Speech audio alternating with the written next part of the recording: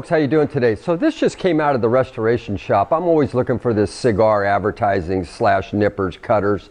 This is a cast iron, basically turn of the century cigar nipper. When I got it in, I took it all apart, serviced the mechanism.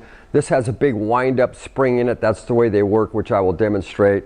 Sent it out, had it chrome plated. It's extremely pretty. What's nice is it does have a glass face on it, and we have installed an original gold foil pressed cigar label for the advertising portion of it. And as you see, Sanitary Maid, whatever that means.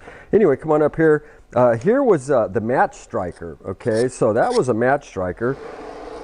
Here is to wind up the spring. And in here, do not let your kids, and don't you put your finger in here, because when you do, that's when the blade comes around. There's 2 blades. It goes half turn each time.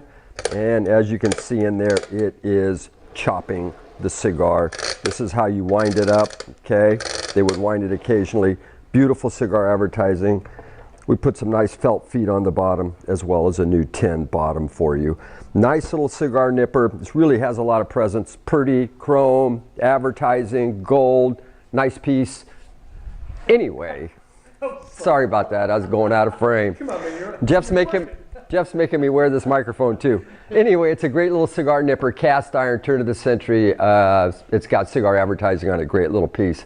I'm sure somebody will take it right quick, so if you want it, you better get it. Thank you so much for watching.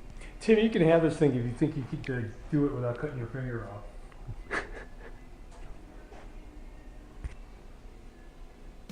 These guys sell Mantiques. This is their store.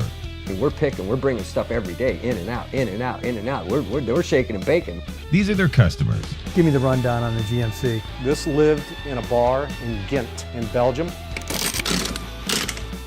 Follow Jim and Jeff from 9 to 5 or after hours as they buy, sell, and restore the coolest stuff for the coolest collectors worldwide.